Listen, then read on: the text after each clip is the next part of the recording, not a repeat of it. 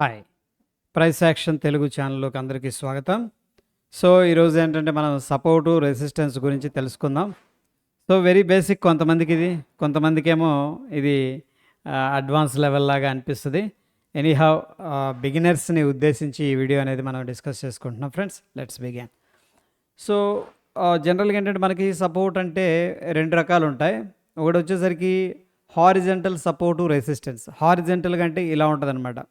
For example మనం తీసుకుంటే ఇది వచ్చేసరికి రెసిస్టెన్స్ అనుకుందాం. అదేవిధంగా ఈ లైన్ వచ్చేసరికి సపోర్ట్. మార్కెట్ ఎప్పుడైతే ఈ యొక్క పర్టికులర్ లైన్ దగ్గర నుంచి పైకి వెళ్తుందో అప్పుడు మనం ఈ యొక్క లెవెల్ని ఏమంటామంటే సపోర్ట్ లెవెల్ అంటాం. ఓకేనా? అదేవిధంగా మార్కెట్ ఎక్కడైతే రివర్స్ తీసుకుంటుందో మళ్ళీ కిందకి అనమాట. ఇక్కడ డౌన్ ట్రెండ్, ఇక్కడ అప్ ట్రెండ్. ఈ లెవెల్ని మనం ఏమంటామంటే రెసిస్టెన్స్ అంటాం. ఇది సింపుల్గా హారిజెంటల్గా ఉండే మనకి సపోర్టు, రెసిస్టెన్స్ లెవెల్స్ ఇవి. ఓకే. దాని తర్వాత డయాగ్నల్గా కూడా మనకేంటంటే సపోర్ట్, రెసిస్టెన్స్ అనేది ఉంటుంది ఫ్రెండ్స్. వాటిని మనం ఏమంటామంటే ట్రెండ్ లైన్స్ అంటాం. ఒక్కొక్కసారి మనం చూస్తూ ఉంటాం స్మాల్ ఫ్లాగ్ ప్యాటర్న్స్ ఫార్మేషన్ జరిగినప్పుడు కానీ. ఇక్కడ కూడా ఇది చూడండి, ఏవైతే మనం మార్క్ చేసుకుంటున్నాం ఈ రెండు కూడా రెసిస్టెన్స్ లెవెలే. ఇదేమో రెసిస్టెన్సు, ఇది వచ్చేసరికి మనకి ఏంటంటే సపోర్టు. ఇక్కడ పర్ఫెక్ట్గా మనకి హారిజెంటల్గా ఉండదు, ఇలా కూడా ఉండొచ్చు అనమాట. ఫర్ ఎగ్జాంపుల్ అనుకుందాం, మార్కెట్ అనేది స్టాకు దీంట్లో ఇలా ఇలా ఇలా ఇలా ఇలా కన్సోలిడేషన్ నుంచి ఇది అప్ సైడ్ కానీ డౌన్ సైడ్ కానీ బ్రేక్అవుట్ అవుతుంది. సో దీన్ని మనం ఏమంటామంటే రెసిస్టెన్స్ అంటాం, దీన్నేమో సపోర్ట్ అంటాం. బట్ ప్రీవియస్గా మనం చూసింది ఏంటంటే హారిజెంటల్ సపోర్ట్, రెసిస్టెన్స్. బట్ ఇక్కడ మనం ఏదైతే చూస్తున్నామో ఇవి వచ్చేసరికి diagonal or trend line support, resistance అంటాం అనమాట సింపుల్గా. ఓకే. సో ఎగ్జాక్ట్గా సపోర్ట్ అంటే ఏంటి అంటే ప్రైస్ లెవెల్, ఏ ప్రైస్ దగ్గర అయితే మనకి బయ్యర్స్ స్ట్రాంగ్గా ఉంటారో ఓకే, దాన్ని మనం సింపుల్గా సపోర్ట్ అని చెప్పేసి చెప్పుకోవచ్చు. సో జనరల్గా ఏంటంటే ఫ్రెండ్స్ మనకి ఏదైతే ఒక ఇంపార్టెంట్ లెవెల్ దగ్గరికి స్టాక్ అనేది రావడం జరుగుతుందో ఆ లెవెల్ దగ్గర డిమాండ్ అనేది గ్రేటర్ దాన్ ద సప్లై అనమాట. అంటే డిమాండ్ అనేది స్ట్రాంగ్గా ఉంటుంది. పర్టికులర్ స్టాకుకి ఇక్కడ డిమాండ్ ఎక్కువగా ఉందనుకోండి, అప్పుడు ఏమైందంటే చాలామంది బయర్స్ వస్తారు కాబట్టి స్టాక్ అక్కడ నుంచి కూడా పైకి వెళ్తుంది. ఓకే, అది సింపుల్గా మనం సపోర్ట్ అని చెప్పేసి చెప్పుకోవచ్చు అనమాట. అదేవిధంగా ఇంక ఇక్కడ నుంచి ఫర్దర్గా వెళ్ళలేదు కిందకి, ఎందుకంటే ఈ లెవెల్ దగ్గర మనకి బయ్యర్స్ అనేవాళ్ళు స్ట్రాంగ్గా ఉన్నారు కాబట్టి మార్కెట్ ఏమవుతుందంటే స్టాక్ కానీ ఏదైనా ఇండిసెస్ కానీ అక్కడ నుంచి పైకి వెళ్తుంది అనమాట. దాన్నే మనం సింపుల్గా చెప్పాలి అంటే కూడా సింపుల్గా సపోర్ట్ అని చెప్పేసి అంటాం. అదేవిధంగా రెసిస్టెన్స్ అంటే ఏంటంటే అది కూడా ఒక ప్రైస్ లెవెలు. దాని తర్వాత మనకి ఎక్కడైతే చూడండి, ఫర్ ఎగ్జాంపుల్ ఇది రెసిస్టెన్స్ అనుకుందాం, స్టాకు ఒక ప్రైస్ని రీచ్ అయింది లెవెల్ని, ఇంకా అక్కడ నుంచి పైకి వెళ్ళలేదు, ట్రై చేస్తున్నా కానీ పైకి వెళ్ళలేకపోతున్నారు. ఆ లెవెల్ దగ్గర నుంచి స్టాక్ కిందకు వస్తూ ఉందనుకోండి స్లోగా, సో దీన్ని మనం ఏమంటామంటే రెసిస్టెన్స్ లెవెల్ అంటాం. ఇక్కడ ఏమైందంటే మనకి ఏదైతే సప్లై ఉందో అంటే సెల్లర్స్ అనమాట. సప్లై అంటే supply greater than the demand, demand కంటే కూడా సప్లై ఎక్కువగా ఉంది. సో అంతే కదా ఫ్రెండ్స్, ఇప్పుడు మనకి మార్కెట్లో ఎక్కువ మంది సెల్లర్స్ తక్కువ ధరకు అమ్ముతున్నారు అనుకోండి, దాని ప్రైస్ ఏమైంది, తగ్గిపోద్ది కదా, అంటే సప్లై ఎక్కువగా ఉంది. బట్ ఒక్కొక్కసారి సప్లై షార్టేజ్ ఉంటుంది, అప్పుడు ఏమవుతుందంటే దానికి డిమాండ్ ఎక్కువగా ఉంటుంది అండ్ ప్రైస్ కూడా ఏమవుతుందంటే పెరుగుతుంది అనమాట. సింపుల్గా మార్కెట్లో మనం చెప్పుకోవాలనుకుంటే 2 లైన్లు ఉంటాయి. ఒకటి వచ్చేసరికి రెసిస్టెన్స్ లైన్ అంటాం, ఒకటి వచ్చేసరికి సపోర్ట్ లైన్ అంటాం. సపోర్ట్ దగ్గరకు వచ్చినప్పుడు జనరల్గా మనకేం జరుగుతుందంటే ఏ పాయింట్ దగ్గర నుంచి అయితే కూడా బయర్స్ అనేవాళ్ళు ఇంట్రెస్ట్గా ఉంటారో దాన్ని మనం సపోర్ట్ అంటాం. జనరల్గా ఏ ప్రైస్ దగ్గర అయితే ఎక్కువగా సెల్లింగ్ జరుగుతుందో దాన్ని సింపుల్గా చెప్పాలంటే కూడా రెసిస్టెన్స్ అంటాం. హోప్ ఇక్కడ దాకా అయితే ఎటువంటి డౌట్స్ లేవని చెప్పేసి అనుకుంటున్నాను. సో ఇక్కడ చూడండి, ఫర్ ఎగ్జాంపుల్ మనం డిస్కస్ చేసుకుందాం, డౌన్ ట్రెండ్లో ఉన్నాం ఫర్ ఎగ్జాంపుల్ అనుకుందాం. అక్కడ నుంచి కూడా ఈ 3 క్యాండిల్ ఏం చెప్తున్నాయి మనకి, మార్కెట్ పైకి వెళ్తుందని చెప్తుంది కదా. అదేవిధంగా మళ్ళీ ఏమైంది, మార్కెట్ అక్కడ నుంచి కూడా ఒక పాయింట్ దగ్గర నుంచి కూడా కిందకు వచ్చింది, కిందకు వచ్చి మళ్ళీ మార్కెట్ అదే లెవెల్ దగ్గర నుంచి అప్రాక్సిమేట్గా పైకి వెళ్ళటం అనేది జరిగింది. సో సింపుల్గా చెప్పాలంటే మనం ఏమంటామంటే దీన్ని డిమాండ్ జోన్ అంటాం. గుర్తుపెట్టుకోండి, దీన్ని సింపుల్గా డిమాండ్ జోన్ అంటాం. వెరీ లేమెన్ లాంగ్వేజ్లో, సాధారణమైన లాంగ్వేజ్లో దీన్ని ఏమంటామంటే సపోర్టు జోన్ అని కూడా అంటాం. జోన్ అంటే 2 లెవెల్స్ ఉంటాయన్నమాట, ఇక్కడ ఒక లెవెల్ ఉంది, ఇక్కడ ఒక లెవెల్ ఉంది. సో సింపుల్గా చెప్పాలంటే దీన్ని మనం సపోర్ట్ అంటాం. ఇది ఒక డౌన్ ట్రెండ్ తర్వాత ఒక పాయింట్ దగ్గర నుంచి మార్కెట్ ఎప్పుడైతే అప్ సైడ్ వెళ్ళిందో మళ్ళీ రెండోసారి అదే లెవెల్ దగ్గర నుంచి సపోర్ట్ తీసుకునే అవకాశం ఉంది. ఎందుకంటే ప్రీవియస్గా ఇక్కడ బయ్యర్స్ ఎక్కువగా ఉన్నారు కాబట్టి, అంటే బయ్యర్స్ యొక్క స్ట్రెంగ్త్ అనేది ఎక్కువగా ఉంది కాబట్టి, సో సెకండ్ టైం కూడా ప్రాబబ్లీ ఆ లెవెల్ దగ్గర నుంచి కూడా మనకి ట్రెండ్ అనేది అప్ సైడ్ వెళ్ళొచ్చు అనమాట. దీన్ని మనం సింపుల్గా చెప్పాలంటే కూడా హారిజెంటల్ సపోర్ట్ అంటాం అనమాట. సో కొన్ని ఎగ్జాంపుల్స్ అనేది ఇక్కడ మనం చూసుకున్నట్టయితే ఇది strides pharma 1 weekly time frame అనమాట. వీక్లీ టైం ఫ్రేమ్లో ఇక్కడ మార్కెట్ ఏమైందంటే రైజ్ అయింది. రైజ్ అయిన తర్వాత చూడండి, మనం అబ్జర్వ్ చేస్తే ఇదే లెవెల్కి వచ్చినప్పుడు మళ్ళీ కొద్దిగా రికవర్ అనేది చేశారనమాట. సింపుల్ సపోర్ట్ అది. ఓకే, అదేవిధంగా మనం చూసుకున్నట్టయితే మళ్ళీ దాని తర్వాత ఇక్కడ ఒక లెవెల్ దగ్గర నుంచి కూడా ఈ యొక్క మంత్లీ టైం ఫ్రేమ్లో స్ట్రాంగ్గా పైకి వెళ్ళింది. బట్ అదే జోన్కి వచ్చినప్పుడు చూడండి, ప్రీవియస్గా ఏదైతే సపోర్ట్ ఉందో అక్కడికి వచ్చినప్పుడు మళ్ళీ బయర్స్ అనేవాళ్ళు ఇంట్రెస్ట్ చూపించారు. సో అక్కడ నుంచి కూడా మార్కెట్ అనేది పైకి వెళ్ళటం అనేది జరిగింది. ఓకే, అదేవిధంగా మనం వేదాంత 1 మంత్ టైం ఫ్రేమ్ అనేది అబ్జర్వ్ చేసుకున్నట్టయితే చూడండి ఫ్రెండ్స్, వేదాంతలో మనం చూస్తే ఇది వెరీ ఇంట్రెస్టింగ్ లెవెల్ అనమాట. అప్రాక్సిమేట్గా 70 ఆ రేంజ్లో 70-75లో మనకి ఇక్కడ ఏం జరిగింది, ఎప్పుడైతే ఈ లెవెల్కి రావడం జరిగిందో, ఏది ఫర్ ఎగ్జాంపుల్ అనుకుందాం 75 అని, 75 దగ్గరకు వచ్చినప్పుడు స్ట్రాంగ్గా పైకి వెళ్ళింది. యారో కూడా చూపిస్తుంది చూడండి, పైకి వెళ్ళింది. దాని తర్వాత మనం అబ్జర్వ్ చేస్తే సెకండ్ టైం మళ్ళీ అదే జోన్కి వచ్చిందనమాట. అంటే మళ్ళీ సెకండ్ టైం వచ్చింది కాబట్టి మనం అక్కడ అబ్జర్వ్ చేస్తే అక్కడ నుంచి కూడా స్ట్రాంగ్గా బయర్స్ యాక్టివిటీ అనేది కనిపిస్తూ ఉంది. మార్కెట్ అనేది మళ్ళీ పైకి వెళ్ళటం అనేది జరిగింది. అదేవిధంగా థర్డ్ టైం కూడా అదే లెవెల్కి రావటం అనేది జరిగింది. సింపుల్గా చెప్పాలంటే మనం దీన్ని ఏమంటామంటే ట్రిపుల్ బాటమ్ అంటాం. ఎనీహౌ ఇది తర్వాత మనం మాట్లాడుకుందాం. ప్రస్తుతం ఏంటంటే ఈ యొక్క సపోర్ట్ అంటే ఏంటి అనేది కొద్దిగా క్లారిటీగా డిస్కస్ చేసుకుందాం. అగైన్ ఫ్రెండ్స్, ఇక్కడ మనం ఏదైతే డిస్కస్ చేసుకున్నామో ఇదంతా కూడా ఏంటంటే మనకి సింపుల్గా హారిజెంటల్గా ఉన్న సపోర్ట్ లెవెల్ అనమాట. Okay, right. దాని తర్వాత ఇవన్నీ కూడా ఎంట్రీస్. ఓకే, దాని గురించి తర్వాత డిస్కస్ చేద్దాం.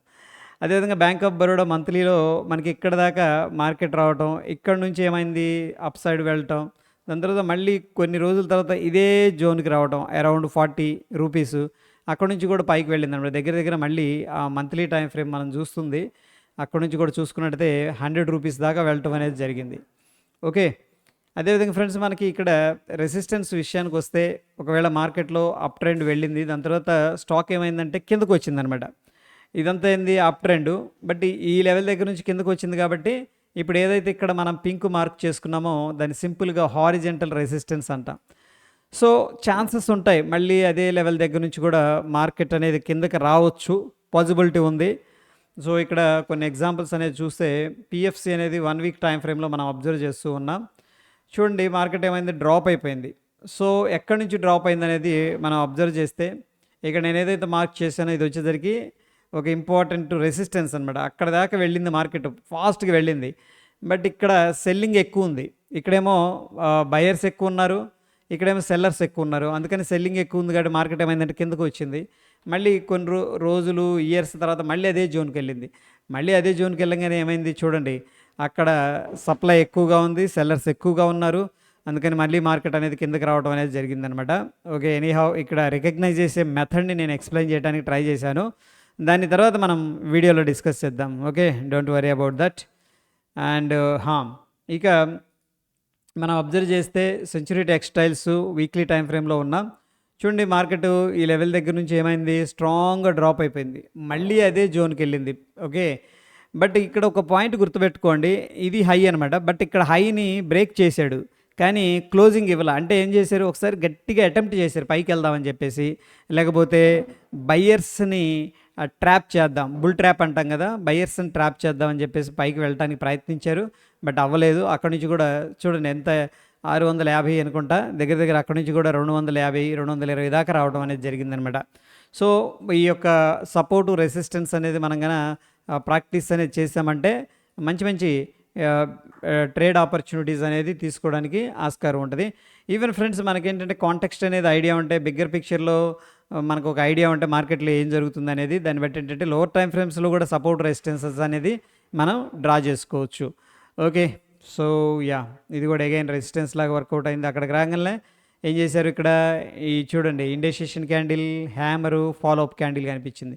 జనరల్గా మనం ఏం చేస్తాం, ఆ యొక్క ఫాలోఅప్ క్యాండిల్ కింద షార్ట్ ఎంట్రీ అనేది ఇనిషియేట్ చేస్తాం అనమాట. ఓకే, దాని తర్వాత ఇక్కడ అబ్జర్వ్ చేయండి, నెక్స్ట్ డయాగ్నల్గా ట్రెండ్ లైన్ అనుకున్నాం కదా, సపోర్ట్ అనుకున్నాం కదా. అది ఎలా ఫార్మేషన్ జరుగుతుందంటే ఇక్కడ 2 పాయింట్లు కావాలి మనం ట్రెండ్ లైన్ డ్రా చేయడానికి. ఒకసారి పైకి వెళ్ళింది, దాని తర్వాత రిట్రేస్ అయింది, మళ్ళీ పైకి వెళ్ళింది, మళ్ళీ రిట్రేస్ అయింది అనమాట. ఓకే, అయితే ఇక్కడ చూడండి, ఇది ఒక పాయింట్ ఉంది, ఒక పాయింట్ పైకి వెళ్ళింది, దాని తర్వాత మళ్ళీ వచ్చి బౌన్స్ అయింది కదా. ఈ 2 పాయింట్స్ని మనం కలుపుతూ డ్రా చేస్తే మనకి ఏమవుతుందంటే ట్రెండ్ లైన్ అనేది ఫార్మేషన్ జరుగుతుంది. సో ట్రెండ్ లైన్ దగ్గరకు వచ్చినప్పుడు ఏం జరుగుతుంది అనేది చూస్తే బయింగ్ యాక్టివిటీ జరిగే అవకాశం ఉంది. ఎందుకంటే మార్కెట్ హైయర్ హై ఫార్మేషన్లో వెళుతూ ఉంది కాబట్టి, అంటే అప్ ట్రెండ్లో ఉంది కదా.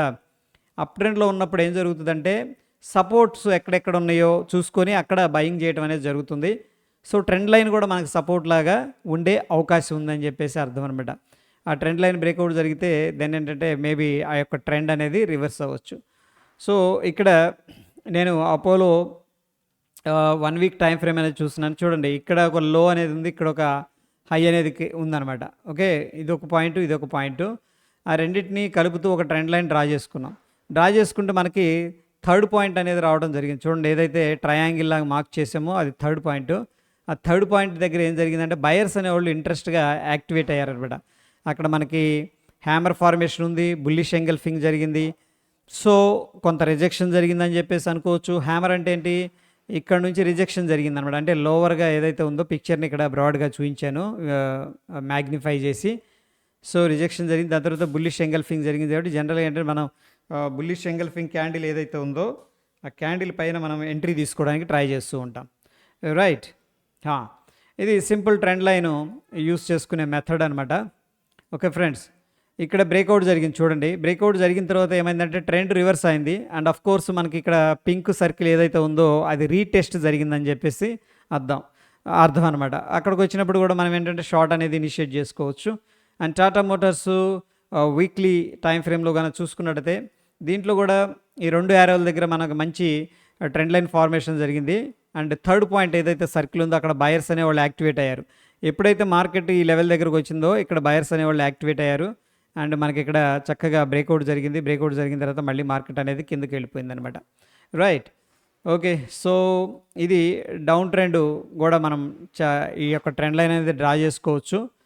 ఓకే, సో డౌన్ ట్రెండ్లో డ్రా చేసేటప్పుడు ఏంటంటే మనకి ఈ యొక్క ఇది హై అనుకుందాం, ఇది వచ్చేసరికి లోవర్ హై కావాలి మనకి. గుర్తుపెట్టుకోండి, ఇదేమో హై, దాని తర్వాత లోవర్ హై. ఈ రెండింటిని కలుపుతూ మనం ఏంటంటే ట్రెండ్ లైన్ అనేది డ్రా చేసుకుంటే మనకి వస్తుందంటే ఇక థర్డ్ పాయింట్ కానీ ఫోర్త్ పాయింట్ ఎన్ని పాయింట్స్ అయినా సరే ఆ ట్రెండ్ లైన్ దగ్గర వచ్చినప్పుడు ఏంటంటే సపోర్ట్ తీసుకునే అవకాశం ఉంది. ఒకవేళ లెవెల్ అనేది బ్రేక్అవుట్ జరిగిందనుకోండి మనకేమవుతుందంటే ట్రెండ్ రివర్స్ అవుతుంది అనమాట. అంటే అప్ సైడ్ అనేది వచ్చే అవకాశం ఉంది. సో ప్రతిసారి ఇక్కడికి వచ్చినప్పుడల్లా సెల్లర్స్ అనేవాళ్ళు యాక్టివేట్ అవుతూ ఉంటారు. ఒకవేళ ఇది ఈ లెవెల్ అనేది బ్రేక్అవుట్ జరిగితే దెన్ మనకేంటంటే అప్ సైడ్ అనేది రావడం జరుగుతుంది. సో టాటా మోటార్స్లో ఇక్కడ చూడండి, నేను 2 పాయింట్స్ని తీసుకున్నాను. ఈ యొక్క పాయింట్ని కలుపుతూ డ్రా చేశాను. అండ్ మనం అబ్జర్వ్ చేస్తే ఇక్కడ చూడండి బ్లూ సర్కిల్, దీంట్లో మార్కెట్ ఎప్పుడైతే ఈ లెవెల్ని టచ్ చేసిందో సెల్లర్ యాక్టివేట్ అయ్యాడు, మళ్ళీ టచ్ చేసింది సెల్లర్ యాక్టివేట్ అయ్యాడు, ఇక్కడ మళ్ళీ సెల్లర్ యాక్టివేట్ అయ్యాడు. బట్ ఫైనల్గా ఏంటంటే బ్రేక్అవుట్ జరిగింది. ఏదైతే బిగ్గర్ పిక్చర్లో ట్రెండ్ అనేది ఉందో ఫ్రెండ్స్, ఇక్కడ ఆ ట్రెండ్ అనేది అయిపోయిందనమాట. అంటే ఏంది, బిగ్గర్ పిక్చర్ ట్రెండ్ డౌన్, ఇక్కడ ట్రెండ్ లైన్ బ్రేక్అవుట్ అయింది కాబట్టి ఆ యొక్క ట్రెండ్ రివర్స్ అనేది జరిగింది ఆ లెవెల్ దగ్గర నుంచి కూడాను. ఓకే, సో ఇదంతా కూడా ఏంటంటే మనకి ట్రెండ్కి సంబంధించిన స్ట్రక్చర్స్ అనమాట. అండ్ ఇవి తర్వాత వీడియోలో మనం డిస్కస్ చేద్దాం ఫ్రెండ్స్. ఓకే, ఇక్కడ దాకా అయితే అర్థమైందని చెప్పేసి నేను అనుకుంటున్నాను. స్టిల్ మీకు ఏదైనా డౌట్స్ ఉంటే కూడా కింద కామెంట్ రూపంలో తెలియజేయండి. డెఫినెట్గా నేను ఆన్సర్ చేస్తాను. మరొక ఎపిసోడ్లో మళ్ళీ కలుసుకుందాం. Stay tune. ధన్యవాదాలు.